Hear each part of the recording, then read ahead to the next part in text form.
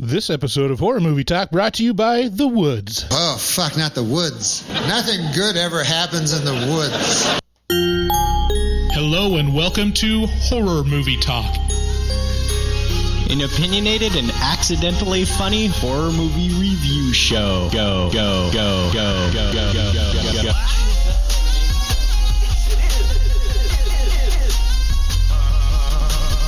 I just took a stroll through the scraggly woods. He had no face! Horror! Sabrina, don't just stare at it, eat it. New theatrical releases always get priority. But we also review older horror movies, both good and horrible.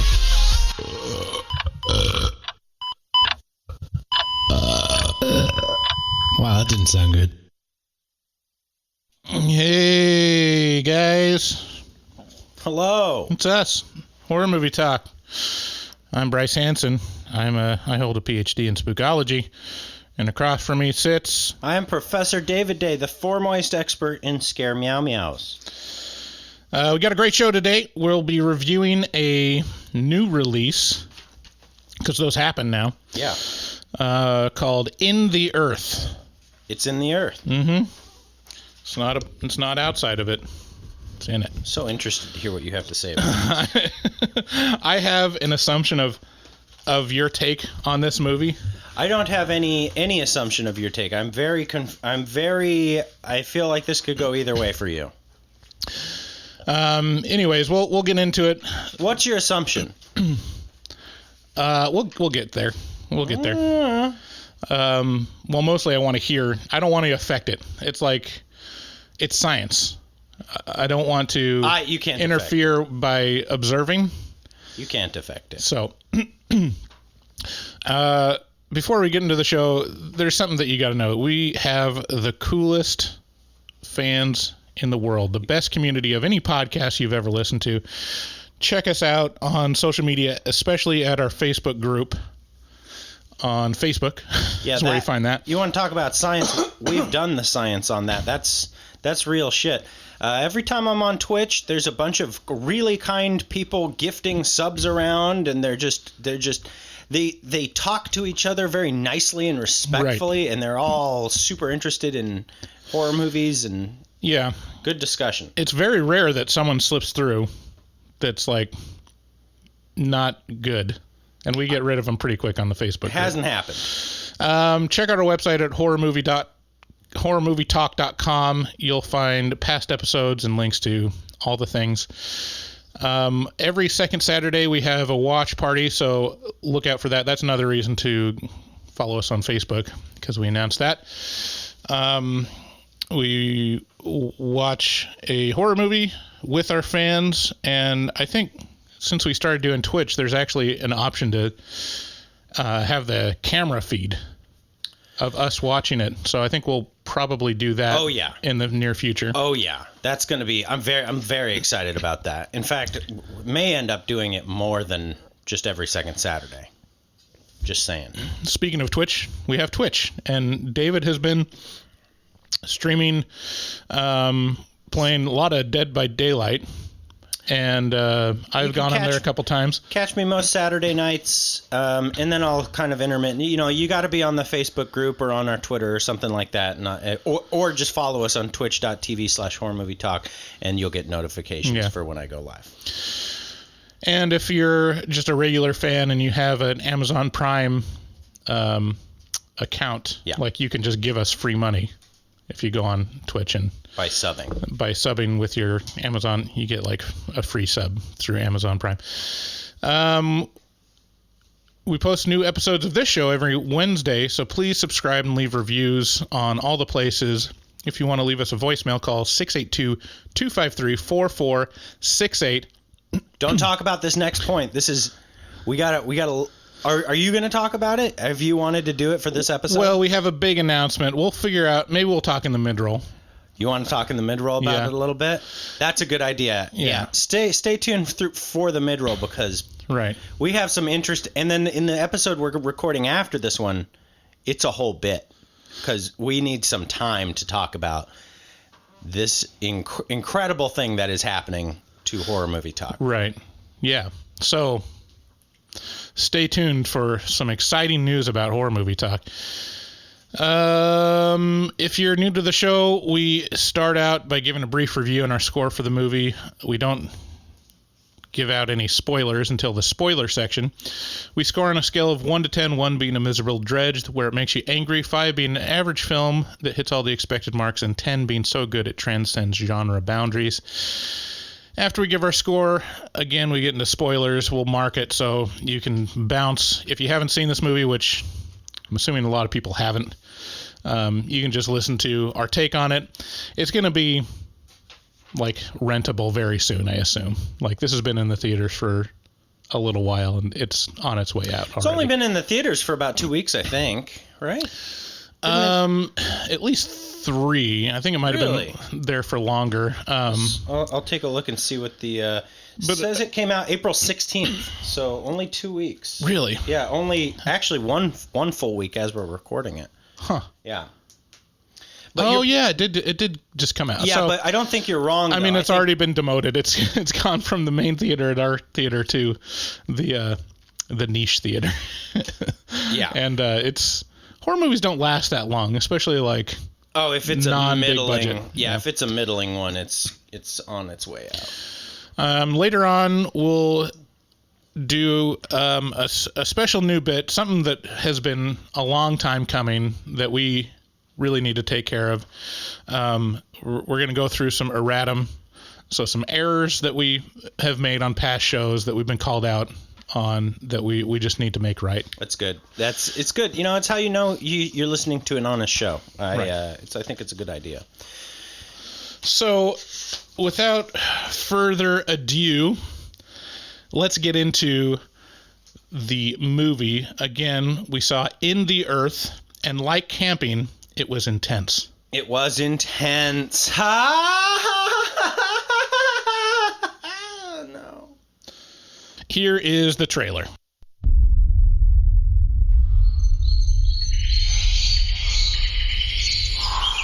He told me his story. These are his memories. Can you feel him now? In the earth? No, I don't know what you mean. I think you do.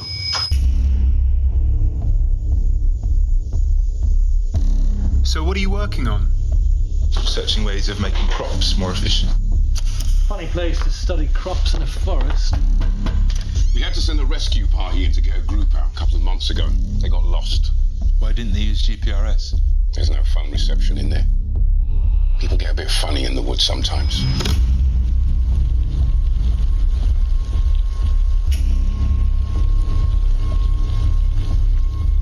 You worried she's going to get you? Yeah, who is it? It's a local folktale. She's the spirit of the woods.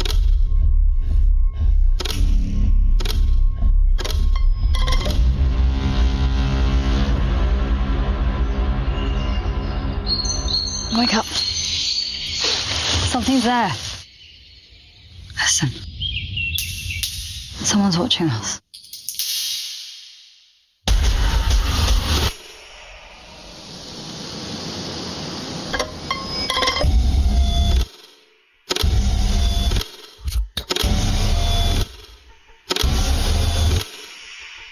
I saw something in the woods. It wants to talk.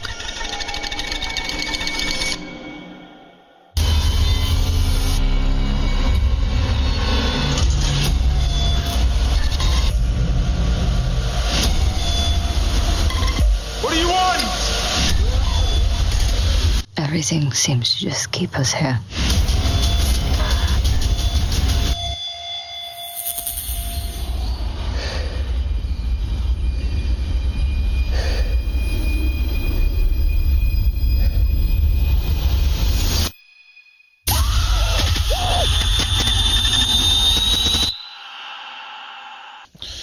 In the Earth, the movie that we're going to be talking about, can be found in theaters now and probably for another week or two. Right. It's just not going to be there for very long. It's too bad. And I think if, this is a good one to see in the theater. I got to endorse seeing this in the theater. Is this okay? What do you think? Where do you think I'm going with this? So you thought I was going to be heavily positive for this movie? I thought you were going to hate it. Oh, specifically. Really? Yeah. No. Mm-mm. Really? No, I love this movie too much. Really? Oh, yeah. I see. So here's my assumption. I know what you were thinking. Can I say what you were thinking? Yeah. Lights in the eyes. Yes. Yeah. It is annoying. In fact, probably the most important thing we can say before spoilers to you, the listener. If you're prone to epilepsy, do not see this movie. Do not see this movie. There are warnings. I'm not prone to epilepsy, and I almost had a seizure watching this movie. It didn't bother me to the extent that I thought it was going to, given that there were a bunch of warning signs, going into this movie. Like, they had it on the ticket counter. It was like, don't go see this movie if you got some visual shit going on. Right. You can get fucked up. And they aren't lying. There are some strobe effects. And not just visual strobes, but audio strobes, are intense. That's the reason to see this movie in theaters, is this is a real audio visual experience. Yeah.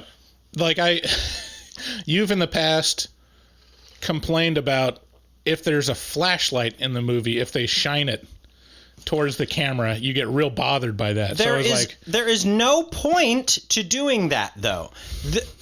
That's just to fuck with the audience, and I don't appreciate it. It doesn't add anything to it. This is an aesthetic. This is a thematic choice, and it's almost like this movie gets real psychedelic, and I appreciate that. Yeah. So yeah, there's a difference. It's like comes with. It's meant to build a mood, and it's not just meant to just. Here's a flashlight in your eye. It's like, just don't be a dick. Well, I still think that's kind of a silly pet peeve. I mean, it's every pet peeve is kind of silly, but yeah. Well, I mean, what are you gonna do? Yeah. So Martin Lowry, played by Joel Fry, leaves behind COVID quarantine to help with important scientific work in the woods. He'll be working with his ex, and she is studying forest rave science or something. Martin is led through the woods by Alma, played by Elora Torchia, who is a capable young woman that side-eyes Martin's lack of hiking skills. As the great Norm Macdonald said, "Oh, fuck, not the woods. Nothing good ever happens in the woods." It doesn't go great. This movie has two speeds, slow and measured, and intense skull fucking. Accurate. It has a lot going for it. Great acting performances, a unique story, and crazy hobos. I went in with no expectations and was pleasantly surprised by an engaging and entertaining Lovecraftian story. It's an interesting mix of Midsummer, 2001, A Space Odyssey, and intense foot trauma. I give it a score of 7 out of 10. Yeah, you really hit the nail on the head here with your quick review. I say it's I'm curious to know why it's really good going into this movie not knowing anything about it. That is very true. And the trailer doesn't really give it away. It's like a bait and switch, the trailer at least. Yes. Because you feel like it's going to be called The Ritual. Yeah. Yes. More Midsummer or just creepy witch, like supernatural stuff in the woods, and it's not that. It's really a unique story and really interesting. Yeah, it's okay. So it's so new and different and refreshing. Like you don't see where it's going at any given time. And it does not answer a lot of your questions. Right. You're gonna be left hanging, and that's intentional. And if that bothers you, get ready to get bothered, because you're just gonna get left hanging all over the place. There's a lot of stuff up to the interpretation of the audience. Mm-hmm. But the things that worked about this movie were the setting was wonderful. The cinematography was great. Mm-hmm. Like there was a lot of care and effort being put into this by writer-director Ben Wheatley. Mm-hmm. And I I'm a real sucker for the woods. You know, like I really dig it. And this had it felt like you were in the woods. Yeah. It really, really did. It has kind of the, that's kind of the sign of whether a movie set in the woods is good or not. Because most of the terrible, terrible horror movies, like D-level horror movies, are set in the woods because that's where you don't have to have a permit to shoot. Wrong turn. And so, seeing a good movie and showing a movie that actually knows how to communicate the menace of being out in the middle of the woods, completely away from society. But it's a fine line. It's a fine line between menace and just uneasiness that the woods generally gives people, you know? It's not, the woods aren't inherently bad. You just have a lot of evolutionary bullshit in your head to make you go, what's back there? And so this doesn't treat the woods, you know, there's The Ritual, if you've seen that. This is a Netflix movie called The Ritual. This is another great woods movie, but the woods feel evil. Right. In The Ritual. And in this, they don't feel evil. They just feel kind of omnipresent and aware of you. Yeah, I mean, in the Ritual, it feels more like German fairy tale woods. Yes. Like you walk into darkness and then sometimes people never come out. Yeah. This one feels more like the reality of nature. Right. You know. Which is just uncaring and present around you. And I'm curious to know, what made you choose 7 out of 10?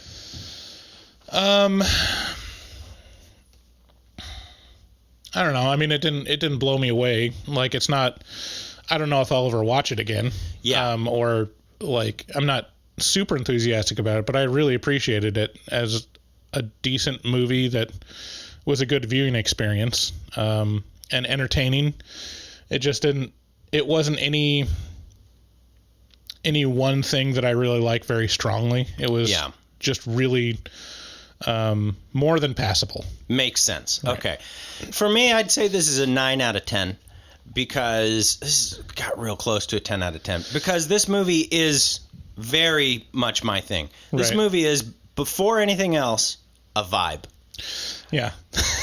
Like, this movie is just a straight vibe, and I dig it. Right. You know, you likened it to 2001, and it's very similar to 2001. Yeah, and I love 2000. I love Kubrick. Right. And this feels Kubrick-esque.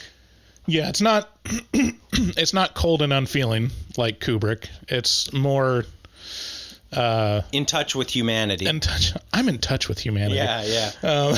Hang on, I'll find it. Go on. Okay, never mind. So, before we get into spoilers, let's talk a little bit about our favorite companies in the world, the ones that pay us. First of all, Night Channels. Nightchannels.com is a fantastic store where you can buy some of the best niche horror movie, cult, metal t-shirts and hoodies that you can't find anywhere else. And we've both bought several shirts from them. They've treated us really nicely as well. Like I went to Night Channels with a question, and they were so happy to respond with a well thought out, kind answer that was like, it was clear that they knew what was going on. So these Night Channel are good people, and you should definitely support them because they support us, and we appreciate that. It's one of those diamonds in the rough in internet e-commerce where you can tell it's like a local business. Yeah, they're not big. They're not big corporate. Yeah, they're local. It's not monolithic. Right. Like it's handcrafted lovingly. Yes. For you. So go to nightchannels.com. Just browse. I mean, that's really all we ask. Browse what they have, and you're going to find at least 2 t-shirts that you're going to want to put on your body for that handcrafted, loving, satanic feel. Right. They're affordable, and if you use code HMT at checkout, you get 13% off. So, again, go to nightchannels.com. Just do us a favor, browse around. You're going to find something, and then when inevitably you do, use code HMT at checkout to get 13% off. Longtime sponsor, Shudder.com, is the Netflix of horror. They sure are. They are definitely great for our listeners. It's a streaming service with the best selection of horror, thriller, and supernatural movies, series, and originals. From Hollywood favorites and cult classics to original series and critically acclaimed new genre films you won't find anywhere else. Streaming uncut and commercial-free right to your favorite devices. This April, Shudder is celebrating halfway to Halloween because Halloween is too much fun to celebrate just once a year. It's Shudder's biggest month of programming ever. And one of the biggest shows coming in April is the new season of Creepshow. Have you watched Creepshow? It is a fabulous... Now, this is the third season of Creepshow. The only critique I have of it is there's so many funny episodes that it's a very Twilight Zone-y kind of show. And you know, there's different flavors of Twilight Zone. So you get these ones are the last season was a lot of funny ones, but I had a great time with it. Yeah, so check them out. You can stream great thrillers, horror, and suspense for $6 a month. What? That's crazy. Or $56.99 a year. Even better. And if you use code HMT at checkout, you get an entire month for free. 30-day free trial instead of their fucking shitty 7-day free trial. Yeah, that's right. So head on over to shudder.com. That's SHUDDER.com. Enter code HMT, and you get that 30-day free trial instead of that stupid 7-day free trial. Also, check out our shop at horrormovietalk.com/shop. We've got some new stickers and coasters. Oh, yeah. Magnets. I forgot to bring you the magnets. Oh, that's so cool. Yeah, I got the trick-or-treat coasters, too. Dang. We should probably order, 3 more versions just so we can package them in 5 of different versions. I sell them in... we've got the coasters listed in packs of 5. You're right. So you can buy a pack of 5 for $9. It's on sale, so you get, 10% off. Right. So you get $9. So get you 5 coasters. And we got our logo, but we also got trick-or-treat. The little, the little man, the little guy from Trick or Treat that Dustin made. And if you buy the Trick or Treat ones, a little taste of that goes to support Dustin as well. Yeah. Also, we got T-shirts that have the logo, which is kick-ass, which is also done by Dustin Goebel. Speaking of Dustin Goebel, man, I've been farting real hard over here. I'm gonna poop. We're here so early. I would normally have pooped 7 times by now. Dustin is a professional artist who fucks hard. He also takes commissions for artwork from HMT fans.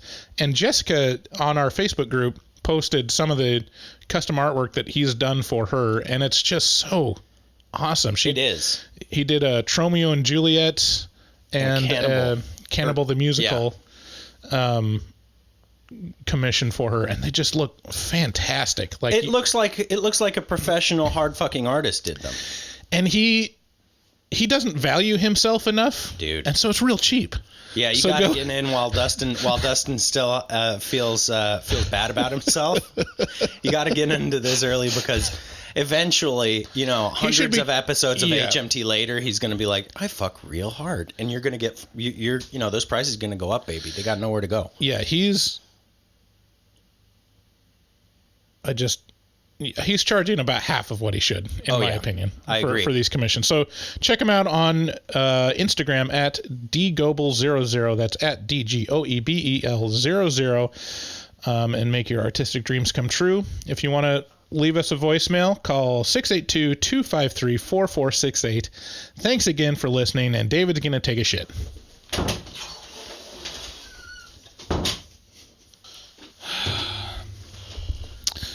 Man, after you left, I heard. It was Oh man, you wafted it in too from outside. Jesus. Oh. It's like I can bite it. Yeah. It's so thick. Yeah, something happened. I pushed a big pile of mud. Yeah. I had to flush 3 times to get it all to go down. Yeah, there was a lot of little floaters. You know, we almost forgot. In the mid-roll, we said we were going to talk about the big deal. Oh, yeah. Dude. Let's talk about the big deal. The Spotify deal. Well, let's talk about it in spoilers. We'll get into spoilers. Okay. Let's talk about spoilers.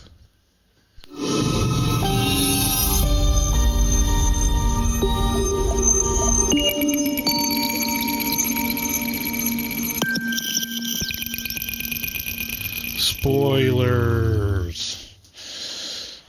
Yeah, so we got some big news. Before we really get into the spoilers about the movie, this is where the loyal fans are still listening. That's right. And we have pretty exciting opportunity. It came out of the blue, and it's surprising. Yeah, it's like when the hot girl at the prom is looking through the audience, and you're sitting there on the wall being sipping your drink, and you're just so, you just got it's basically pock marks all over your face, and she looks at you, and you're like, me? And she points at you, and you're like, me? And she's like, yeah, you and me, we're gonna fuck. It almost feels like a Carrie situation where being asked to the prom by someone way out of our league. Mm-hmm. So in the podcast world, I don't know if you listen to other podcasts, but there's been a real cordoning off and sectioning off, and several companies are staking claims for their own podcast network. That's right. Of exclusive deals. Yeah.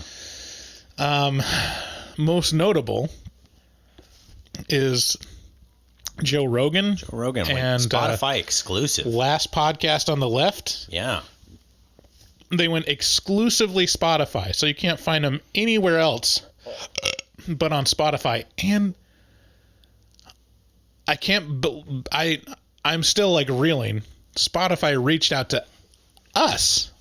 To little old horror movie talk. It doesn't make a lot of sense. It doesn't make any sense. I'm kind of waiting for the other book to drop, or whatever you say, however that saying goes. I mean, they have the other shoe. They have access to our analytics on Spotify, so maybe there's just a trajectory that they see that they're just let's get in on this early. But Spotify has offered us an exclusive deal to go Spotify exclusive, right? Which obviously would have, and we're not sure how to go with this because it would have an impact on our listener. I mean, look, I'll sell out as soon as anybody. I'll right. ID aller is all I care about. I mean, we've really been wanting to grow listeners so that we could make kind of a living off of the podcast. Yeah, and we're still. I mean, we're not close, but we're on our way. And it's improving every month. We're making a little more every month and getting more listeners. And we love our listeners. And I know that there's a big backlash for these podcasts that go Spotify exclusive. And I'm sure that there's a drop off and people are kind of, here's the thing, Bryce, annoyed that they can't find them on the regular podcast platform. This is what I was saying to you earlier is I used to listen to Joe regularly. Right. Don't listen to him at all anymore. I mean, even the content. It's just one extra hoop. I have the app. Yeah. I just don't listen to him because it's not my normal routine. Right. So, I mean, there's drawbacks, but they're offering us a lot of money. Look, it's undeniable. It's a question that we've asked ourselves several times of what would it take for us to sell out? What's the sellout number? And I just want to... Sabrina, don't just stare at it. Eat it. I just want to take a big old bite. So, I mean, no decision has been made at all, but there's still some negotiations to be made around the contract and what we're allowed to do and merchandise and stuff like that. But more than that, I want to reach out to our listeners and see what they have to say. I need to know, would this fuck up your shit, listeners? Right. I don't want to fuck up anybody's shit, I mean, there is a sizable portion of our listeners that found us on Spotify and listen to us. I mean, a good, probably 2/3 or a third at least. I feel like it's 30 to 40%. But of those that don't listen on Spotify, what's your take on this? Like, would this piss you off? Should we sell out, grab the cash, and go and just see what happens? See if there's, because the other thing is Spotify has a lot of money and they could be putting a lot of money into. We say some words on this podcast that make me concerned. Right. Like, would we get canceled for saying retired it? Right. Would we get canceled for occasionally, spouting off in not the most woke way? Yeah. So, I mean, nothing's final yet. I mean, don't. It'll be several months off if anything happens, but we're real excited that they reached out. So let us know what you think on the Facebook group. Leave us a voicemail. Leave us a voicemail at 682-253-4468. Weigh in. Let us know. Yeah, but let's get into. I mean, that's enough. Let's talk about it. It's just chitter chat. Yeah. You know. I just feel I can't believe that Bryce doesn't want to go to Spotify. Just makes me Twitter like a schoolgirl. So again, this movie, I really, now that I think about it, it could have gone two ways, because it has some of your most hated stuff, which is bright lights right in your fucking face, and then it also has some of your favorite stuff, which is intense droning music, like EDM, not EDM, electronic. Oh, it's music. Yeah, no, it's okay. The acting and the intention, like the way they set this up is also believable. Right. And there's enough left to your imagination that's just hinted at that it's just piques my interest just right. Right. They're talking about some sort of plague or something. Maybe it's COVID. Yeah, I mean it's very much like hinting at they're talking about COVID, but it's more like an unnamed plague of some variety. But really, it's very familiar. It's going to be one of those things where like 10 years later, people are, the Gen C or whatever it's going to be at the time that hasn't watched movies from 20 years ago is going to be like. What? That seems like a non sequitur. Why did it not talk about this plague that was happening at all? It's like, oh no, well, it came out during COVID, so right.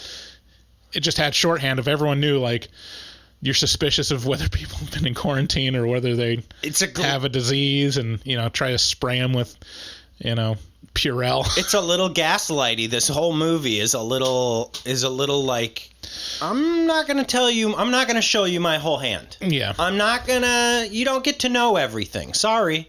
Yeah. And that works in its favor, in my opinion. Yeah. It's a really good example of good writing in that it's got subtle character development, a lot of like background information that's kind of hinted at that you fill in your own mind. It gives you just enough to like be on board and know what's going on, but not enough to like make conclusions about anything. And the characters and the acting real people-y, these are so nuanced that they don't fall into some trope of a person. Right. They just are a full-fledged individual who you're like, oh yeah, this is a guy. I know this guy.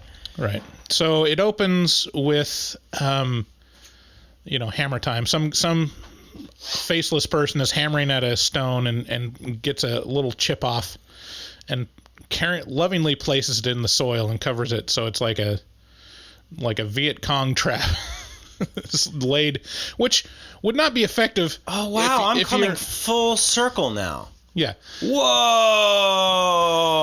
My mind is now being blown now that you're bringing this part back up. You didn't notice that? No, I did notice it. I just didn't connect it. Yeah. Didn't put it all together. Wow. So there was a stone chip in the ground, which a single stone chip is not a great booby trap methodology?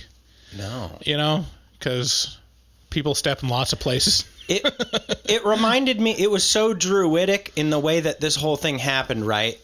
That opening scene, it was like, it was like clearly there's some sort of, either he's trying to make weapons or he's doing some sort of ritual, and some planting kind of a stone in the ground with care, like some kind of gem energy thing with some sort of intention.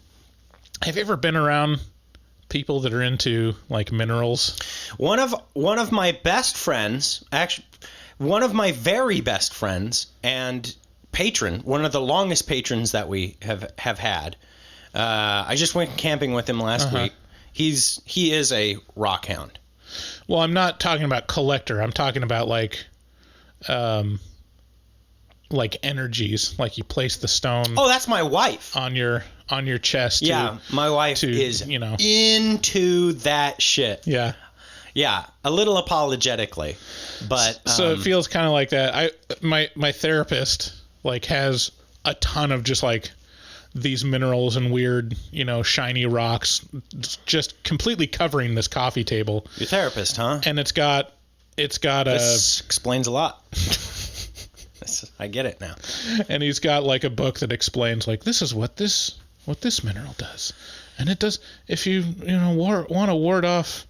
They're not rocks, Marie. They're minerals. Yeah, so it's a little disturbing that he's not like completely on board with it, but he's also like not completely discounting it, which is enough for me to be like, I think it, you know what I think it is? I think it gives a lot of people some sort of like calming reassurance. It kind of grounds them a little bit and makes them feel. Yeah, it's one of those things where it's undeniable, and when you pick up like a cool shiny like see-through rock, you're like, this is an object that's cool. This whole last week I've kept this rock in my pocket because it's smooth and I just get to touch it. Yeah. There's a thing where I don't know what kind of instinct or genetic like holdover about the importance and like mysteriousness and magicalness of minerals is, but it's there deep inside the human brain, and so there's totally makes sense that there's like a leftover superstitious native thinking about minerals. Anyways, so I thought it was something like that. There's a couple like it plants a lot of, no pun intended, it plants a lot of like ideas and concepts throughout this movie that kind of go nowhere. They make a big deal of Parnag Feg, and it has this one kind of tapestry of this big witch lady, very Midsummer-esque. See, and this is where I draw all the meaning from in these kinds of movies.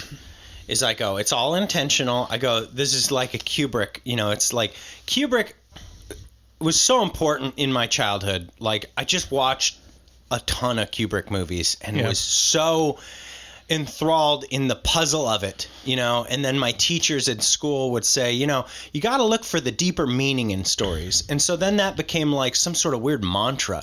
And so now when I watch things, I'm just inherently look for the deeper meaning, and I'll create it when it isn't there. So it's like this, It's why I like movies more than you usually.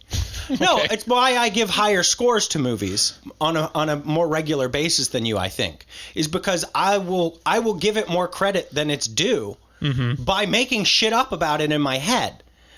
I just inherently do this thing where I go, oh, this means that, and this means that, and therefore this is how it ties into my life. And then I'm very happy with, this story that I create in my head, but I see all these things and now that you've mentioned the rock him planting the rock at the start, now I see the magical aspect of this movie even more, like, oh, the earth did have, or Parnag Feg did have intentions. Like he was real, because this dude plants this rock in this one little spot.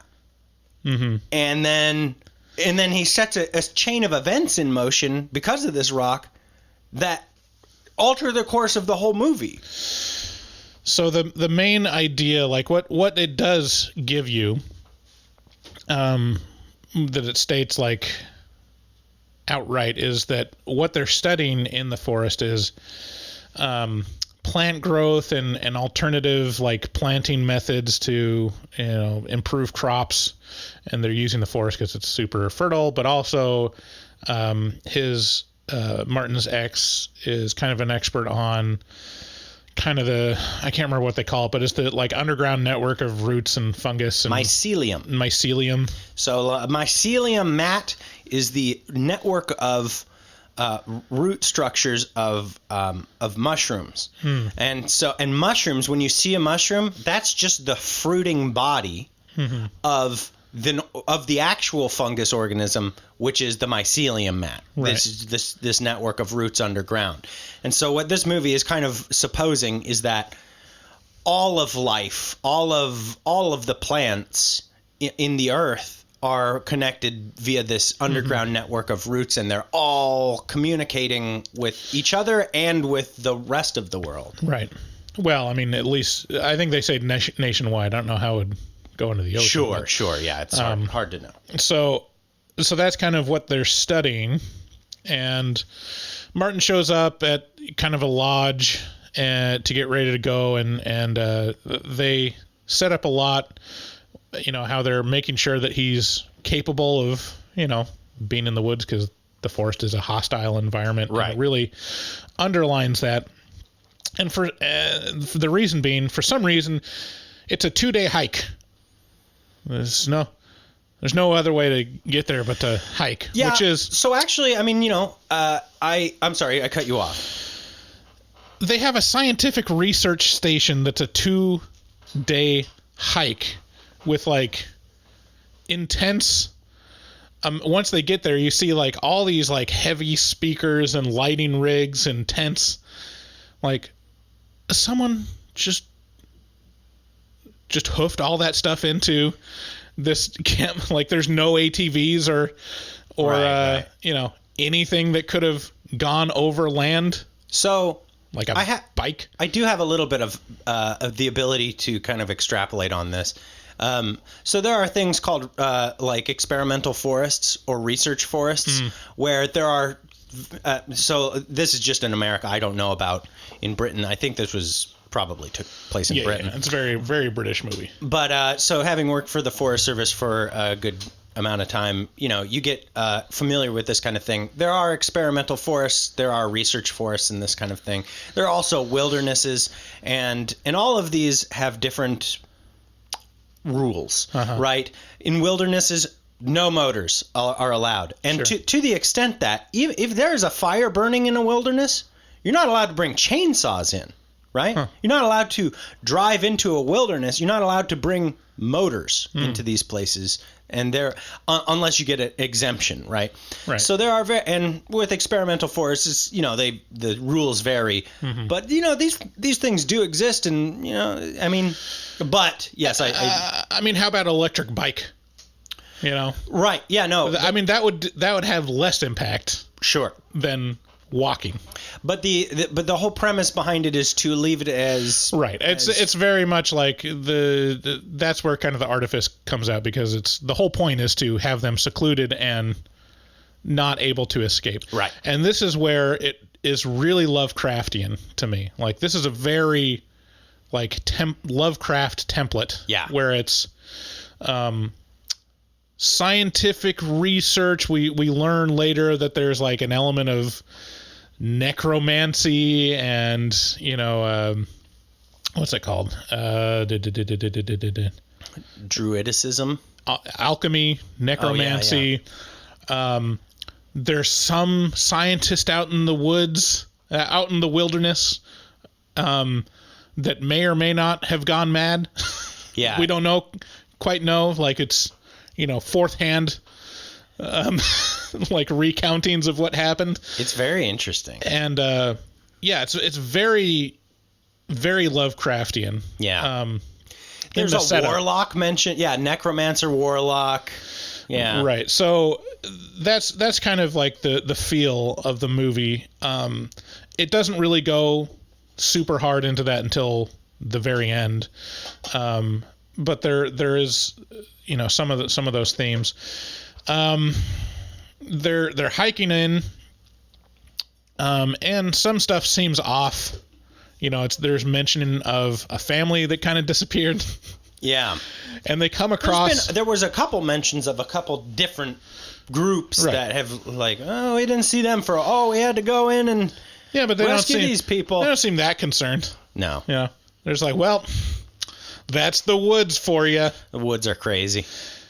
And Martin is with Alma, and Alma is just his guide in the woods. But it seems like she hasn't... I think they're partners in research. You know, they're... Yeah, but she's definitely been there before and is like knows where it is. But then also when they arrive, like Olivia says she hasn't seen people for months. So like, how involved has Alma just been at the lodge, just hanging out the whole time? I think Olivia. It's made pretty clear that Olivia, who is the researcher who's kind of gone rogue, has intentionally been. She's secluded. Like she's not supposed to be there. Like she didn't get a grant for this. She didn't? No, she didn't get a grant for this. It was too important to leave up to someone else to decide. So it was. No, I thought she got a grant to do something, and then she kind of like pivoted to something else when she found out, and then she didn't explain that she needed stuff for this in particular. Right.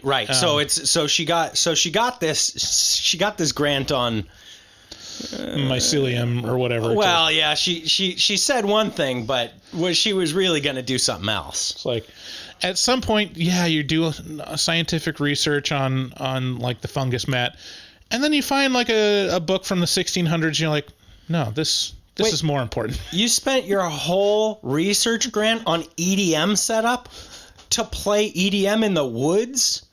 Yes. What's your point? Okay. Turns out fungus like drone music. Yeah.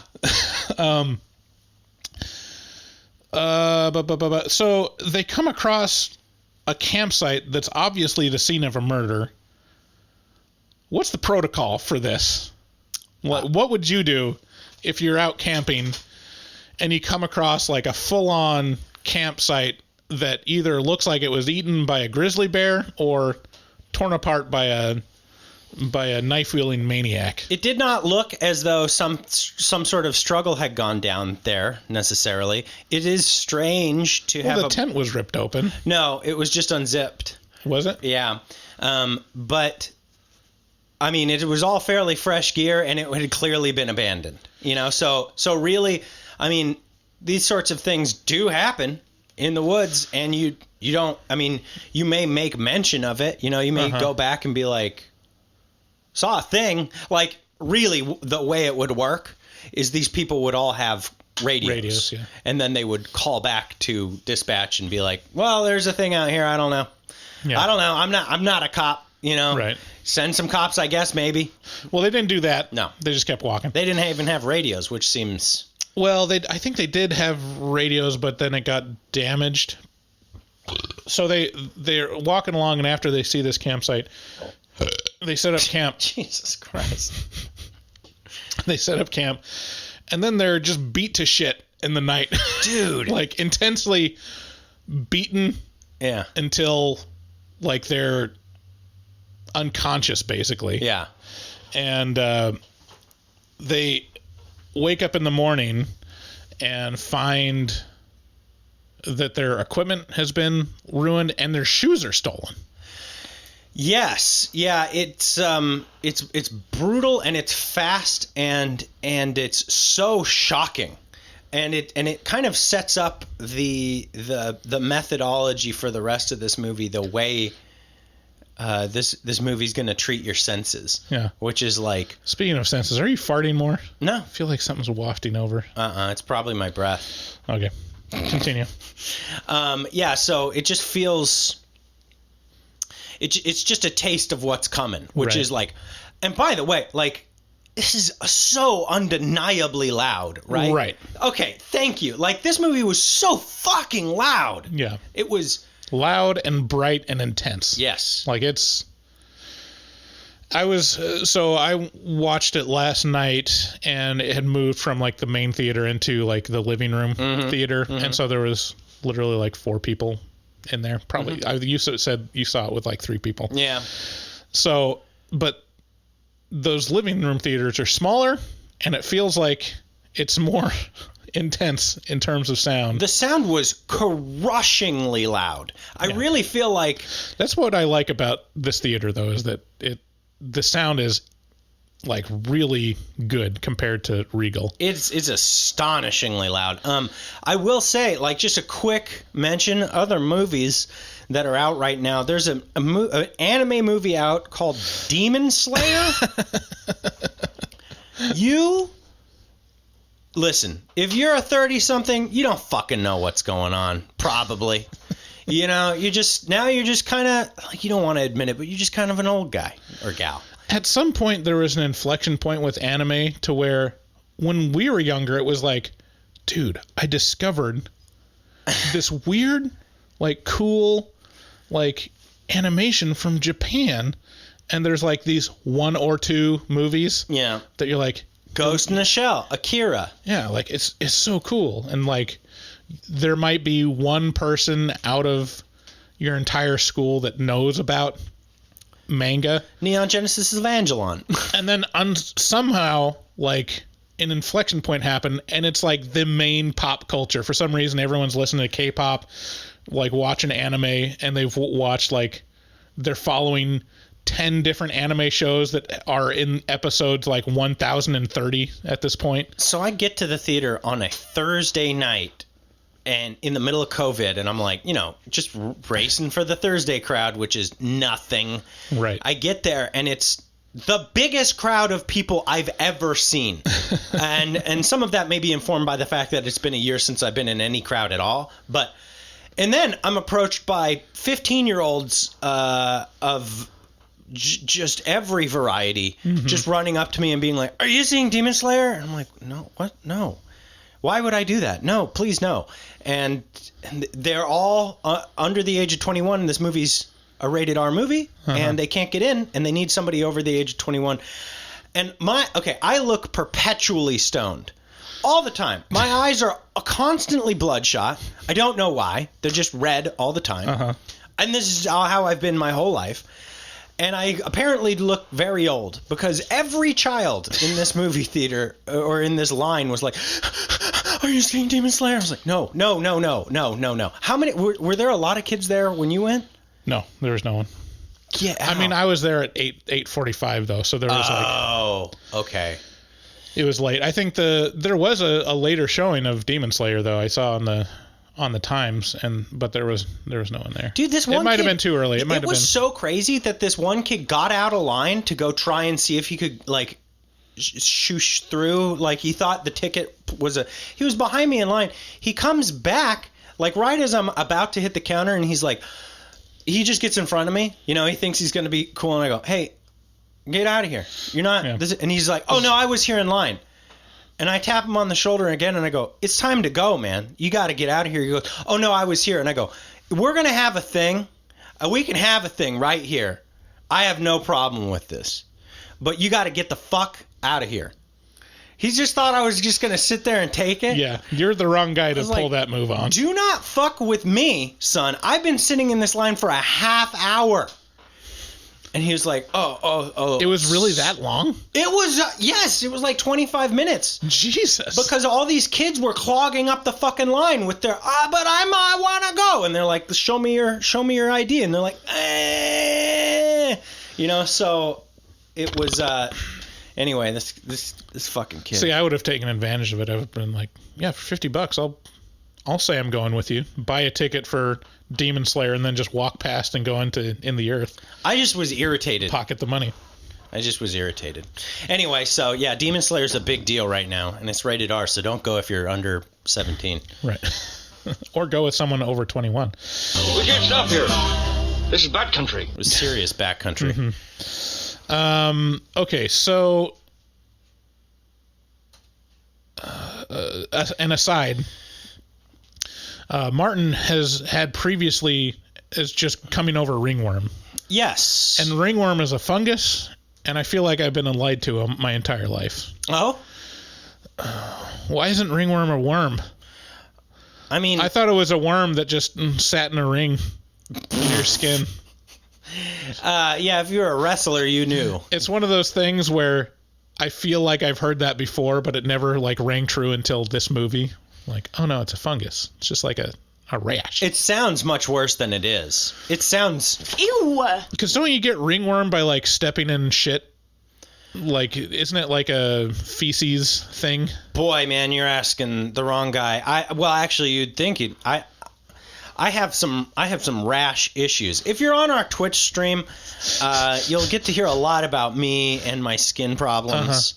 Because you do it shirtless most of the time. It's hot. The room that I record in is the southwest room in the house, so it's just screaming hot all the time. Do you open the window? Oh yeah. Yeah. It doesn't matter. It's just you're just in a hot box.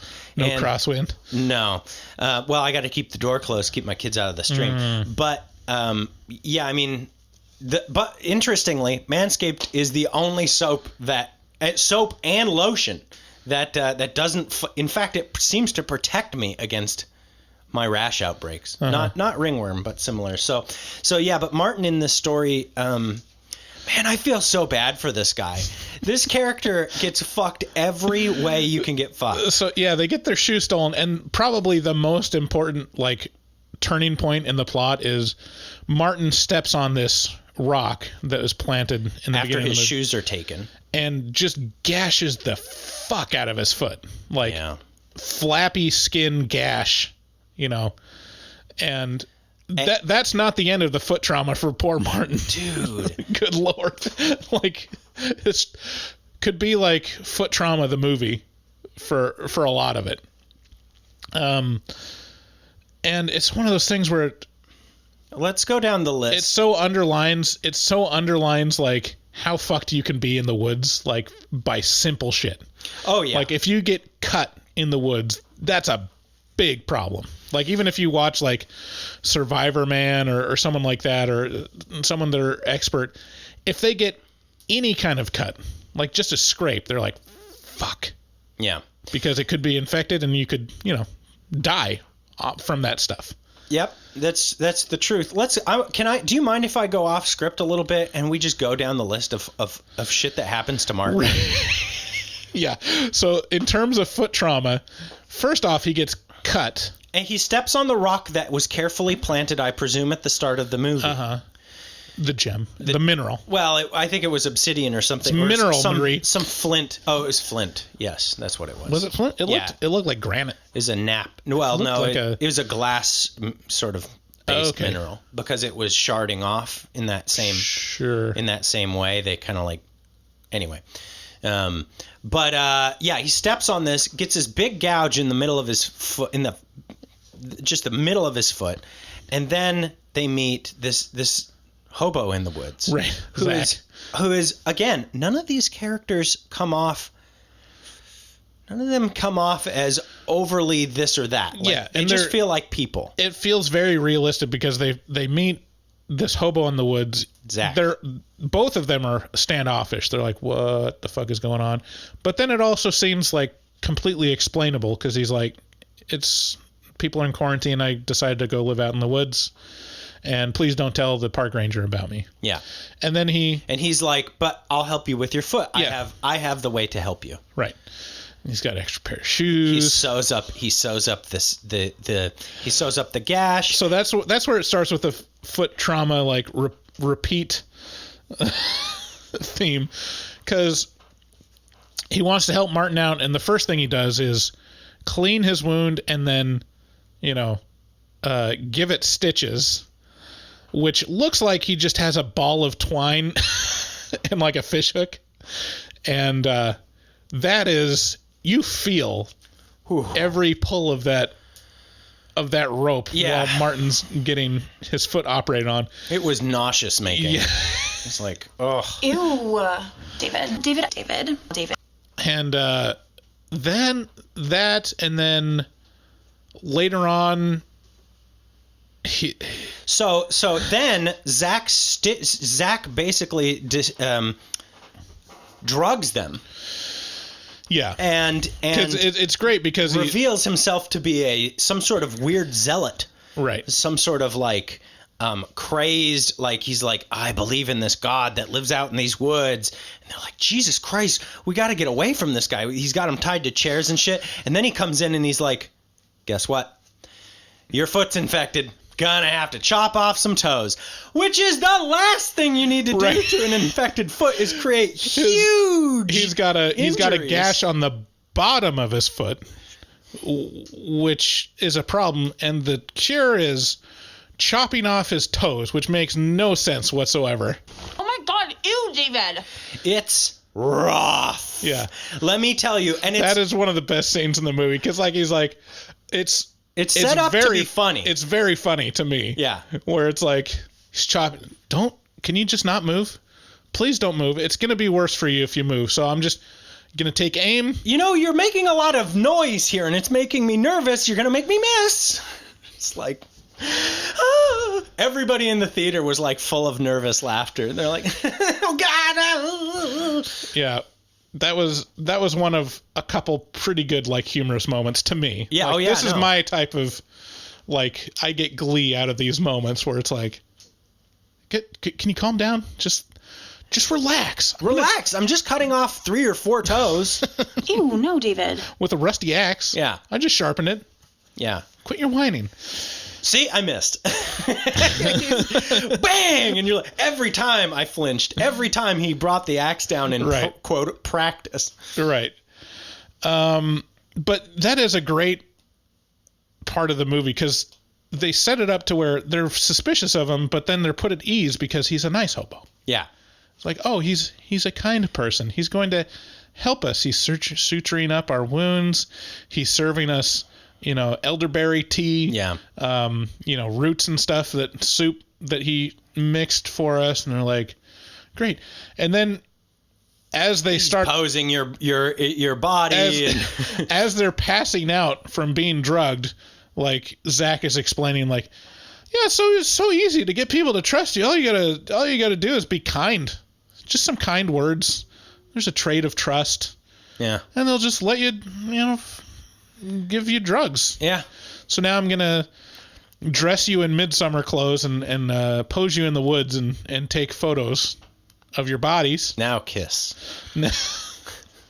And so it's this like, there's several times in the movie where you're like, oh, so it's gonna be this now. It feels like, okay, this is gonna be a Venus flytrap situation, like a Saw or Hostel situation where they're caught and they're trying to get out. Right. And it doesn't stay that way for as long as you'd expect. Like, they get out relatively quick. Yeah, it changes gears pretty constantly, and I like that. But the one thing that remains true is, as Martin is unable to escape foot trauma, as they escape Zach's camp, Zach is. It should be said before we move on, like, the reason why Zach's doing this, and he explains it, is like, no, he's communicating with like the spirit of the woods, and he's marking Feg. Martin. Yeah, kind of what's Parnag Feg. Parnag Feg. I'm not sure you can say that anymore. What? Parnag Feg. Oh yeah, no, that's not it. That's not very sensitive to the homosexual community. Parnag LGBTQ plus. Right.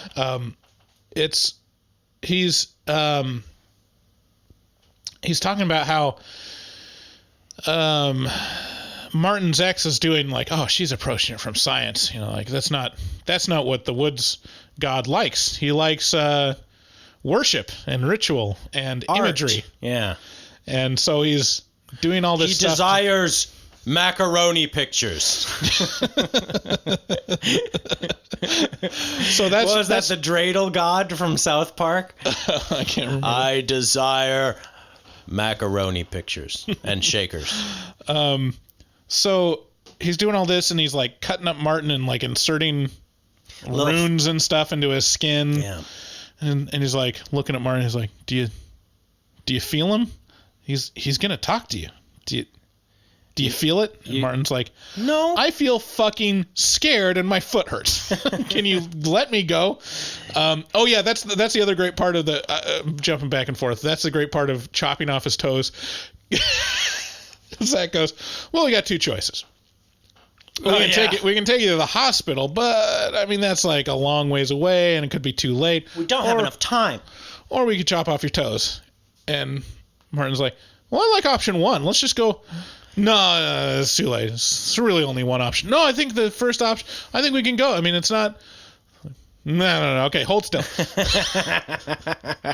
That comes in handy later in the movie. That's a callback later. Right. But yeah, as they're escaping, it becomes clear that, Zach has murdered sacrificed other people and just placed them willy-nilly around his camp. Obviously, like, he's got this obsession with, like, we're going to return your body to the earth. This is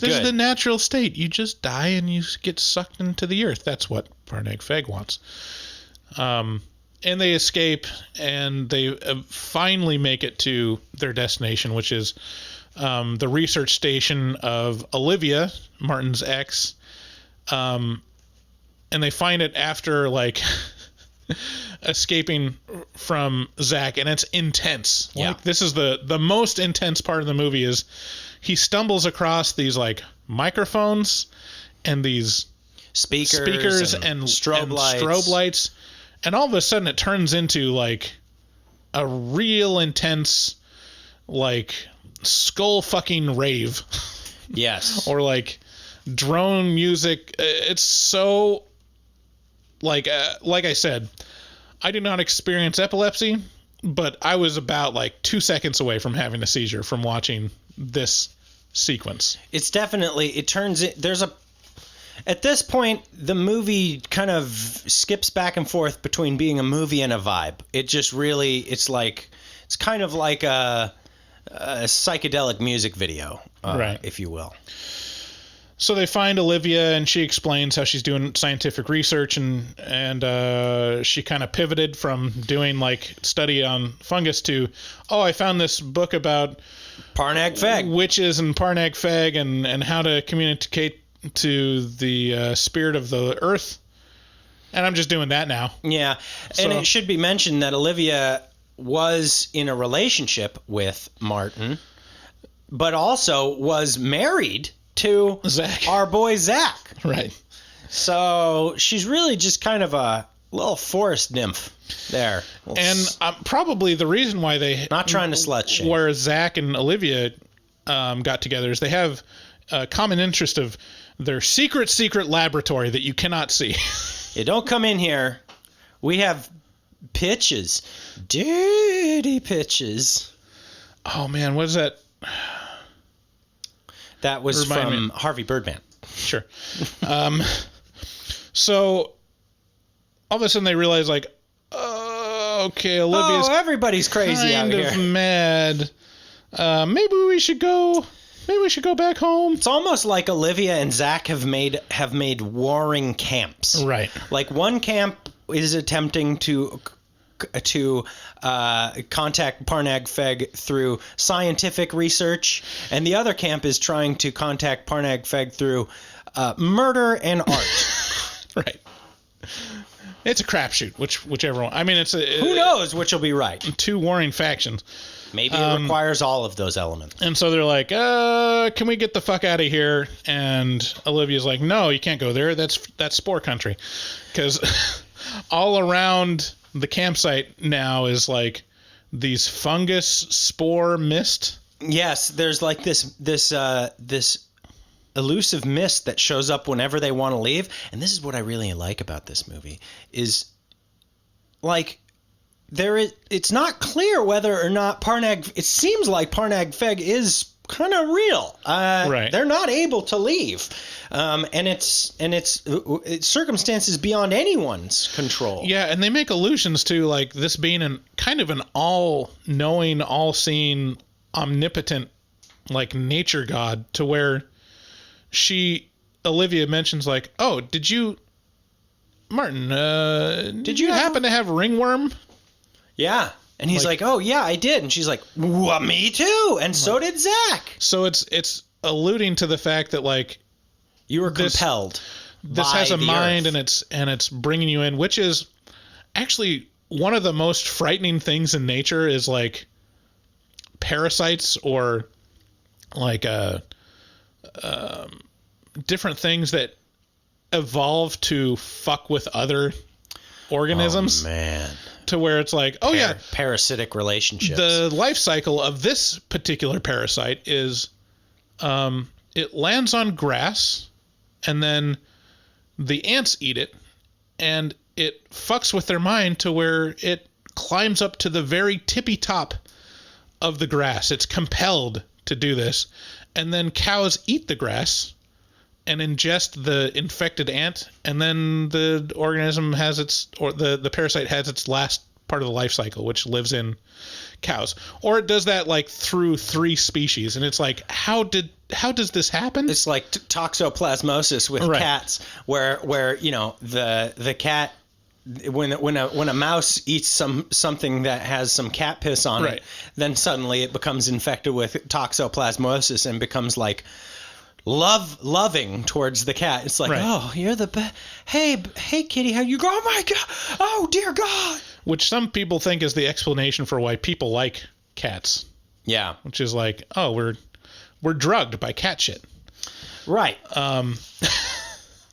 Which, I mean, who doesn't like eating cat shit? So Ew, I mean, David. That explains it. Ew. So they really set up this thing to where a lot of fuckery is going around. It feels like there's an outside force, and then it goes like full on 2001 at the end, because first of all, Amel tries to get out through Spore Country and goes like absolutely nuts, high as fuck. And she says some stuff, and I could not understand anything that she was saying, but it sounds like she went through like a real intense experience and had like a realization of like what's visible or whatever, what is going on. It's everything. Yeah. It's like she went into the spore field, and they had and she has a hazmat suit on. Yeah, and it's still and a breather, and they tied a rope around her waist so that if she wasn't able to make it, they could pull her back, and they ended up having to use that. And she related her experiences as being, oh my God, like it was overwhelming. It was like, I understand. It's the everything is out there. Right. It's the infinite. It was a very Lovecraftian moment. And then like kind of turns the corner, and you realize like, oh, Olivia is doing pretty much exactly the same thing as Zach. Like she's just as nefarious, and she's not only doing the same thing, probably in cahoots with. Right. And so it ends with like Martin basically being sacrificed at the foot of this stone that is infused with this ancient alchemist / necromancer dude. Looks like they give him some psilocybin, but not before cauterizing his foot. Right. We forgot about the cauterizing. You're gonna hurt my foot again? She's like, we have to. We have no choice. And he's so, and Martin is just trusting to a T. Yeah, he's so amenable. He's just like, okay, I guess I'm gonna get really hurt again. Yeah. And he just sits there and takes it. Poor guy. And then the last part, I mean, so again, the end is very intense and very ambiguous. It does not tell you exactly what happens, but obviously something's going on in nature, and it has a mind of its own, more or less. But my favorite part of the movie, this is the other humorous part, is Zach shows up while like the ending is happening, and Alma is like freaking out. Zach goes, he gets like a knife and goes to like kill Alma, and Alma grabs a tent stake and stabs it right through his eye. Yeah. To which Zach's response is, he's like, whoa, what have you done? What have you, And he's like, great. That's how accidents happen. That's his line, which is great. And he's got like a tent stake poking out like a foot out of his eye. And he's like, ooh, ooh, am I gonna? And he's like thinking about pulling it out. He's like he's like, oh, maybe I could just. No. He goes, I gotta go to a hospital. Yeah, that's it. We can't do this here. We gotta go to a hospital. And then Alma just shoves it all the way back through his head, which is awesome. It was brutal. That line of like, I have to go to a hospital. Oh, no, you've so done funny. It. We have to go to a hospital now. So, I mean... Ouch, David. Ouch, David. It does so many things well in this movie, and yeah, it's ambiguous. It's a real mood, and it does it really well. I would like all movies like this where it leaves it up. Like, I just really want to know what the director's thoughts on it are, at the very least. I really like being able to fill in the blanks on my own. I really enjoy. I would watch this movie again. This is like this is like how I wanted The Ritual to be. Yeah. And don't get me wrong, I do like The Ritual quite a lot. But I don't like that they show the monster. The Ritual gives you answers at the end. Yeah, exactly. And I just the more I'm left to my own devices, the better it is, because my mind's the shit. I'm the best. Yeah. So it's also like kind of a Lovecraftian thing of like, what happens in the end? Everyone goes mad and shit gets fucked up. Well, what happened? Shit gets fucked up, bro. Probably something. Yeah. What, did you not hear me? Everybody gets fucked. Yeah. So, yeah, that hopeless feel that like that Color Out of Space left you with is very kind of like feeling in this. So, final recommendations. Who would like this? I'll tell you, hard slasher fans will not like this, although it does have interesting elements of like the fly and the spider. Yeah, it's got a lot for a lot of people. Like it's got like kind of some serial killer vibes. It's got like the Lovecraftian vibes. It's got like psychedelic, like intense audio visual stuff. Yeah, this would be quite a movie to watch on like mushrooms or something like that. Yeah, man, I'd almost tell people, don't go into this movie high because it will fuck you up probably. But if you have epilepsy problems, do not see this movie. Do not see this movie if you got some visual fuckery. Yeah, if you have any kind of like stimulus problems, if you're on the spectrum and, you know, really aggressive lights and sounds will bother you, don't see this movie. Yeah, it's going to be a rough time for you.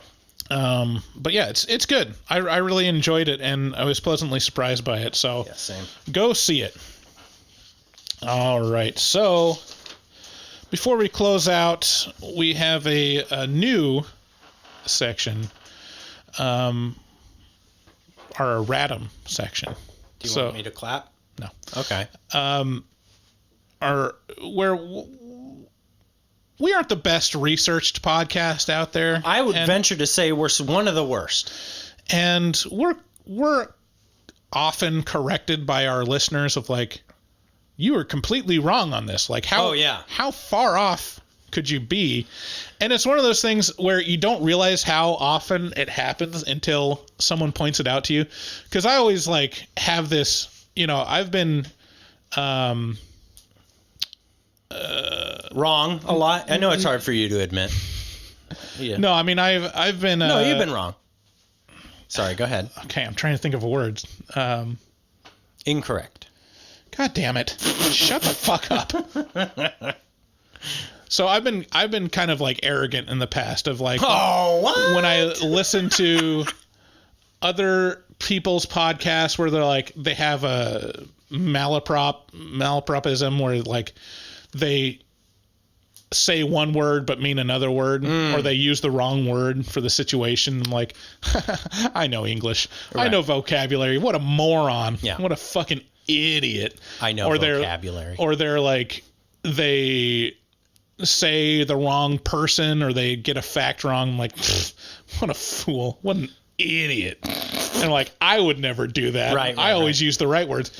And then you sit and you edit hours and hours and hours of yourself talking, and you realize that you do it just as much as those morons that you look down on. And all the facts that we get wrong, we're told, and I feel bad about it every time. Yeah. I'm like, wow, we were way off. And I thought I was completely right. I was like, no, excuse me, I am very smart. Do you want to read these back and forth, or do you want to read them all?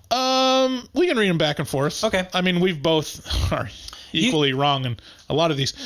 So you've prepared this, so I haven't seen this yet. I'm not aware of the things that I'm wrong on. Well, I don't mention who gets it wrong. My response to people who point things out, by the way, my go-to response when somebody comes to us and is like, you got this wrong, I just say, we're very stupid. Yeah, we are very dumb. Very stupid.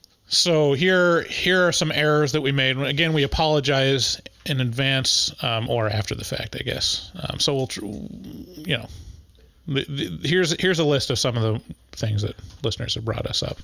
Yeah, so 2 weeks ago in episode 154, which was the Unholy review, we incorrectly stated that The Seventh Seal was a German film. The Seventh Seal is directed by Ingmar Bergman, who, along with star Max von Sydow, are Swedish. We apologize to our Swedish listeners for this mistake. Right, and Max von Sydow. I mean, to my defense, it has von in the name. That sounds super German to me. And well, there's nothing. I mean, he could be a Swedish, sure. a Swedish person of German descent. Sure. In a previous episode, we incorrectly stated that Gaspar Noé directed Cliffhanger. Gaspar Noé is director of good movies. It was actually directed by Rennie Harlan, so we apologize to Gaspar Noé for insulting his repertoire.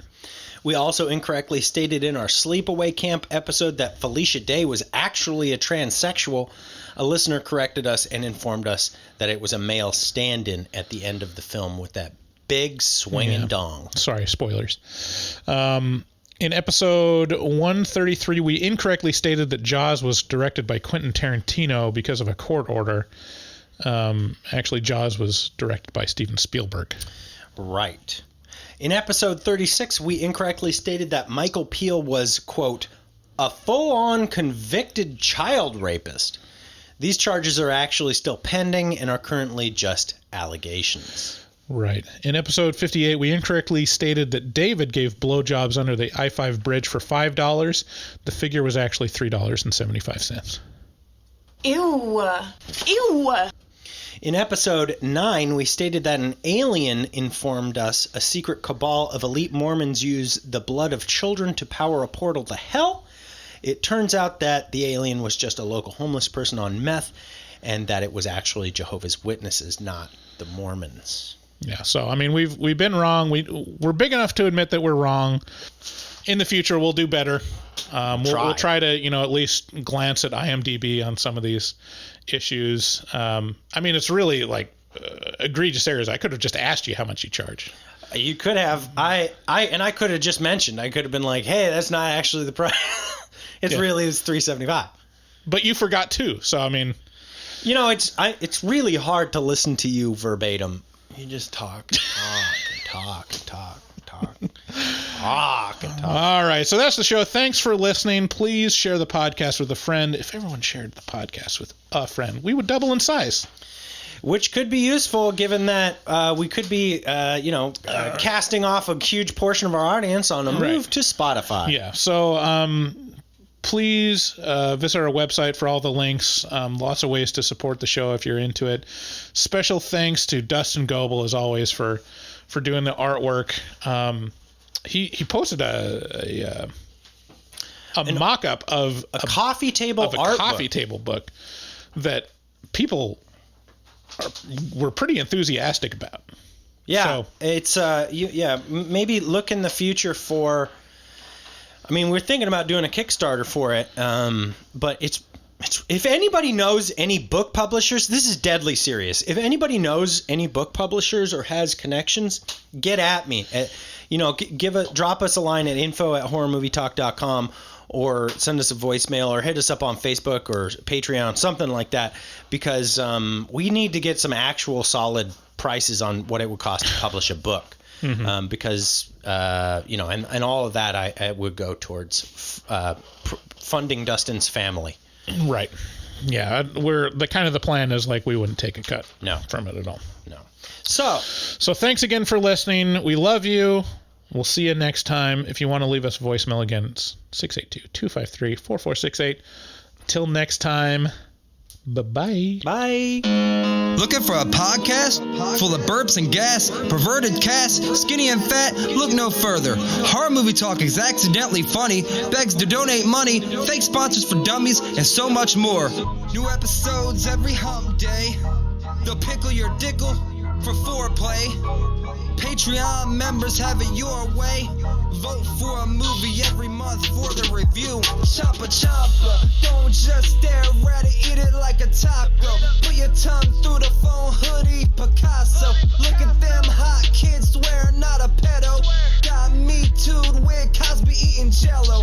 Pudding Pops done gave Bryce flatulence. Drain addict Dave doesn't give a shit. 1 through 10, is it horrible or excellent? Oil me up, daddy, is dinner Robinson. Kiss Bryce Hansen.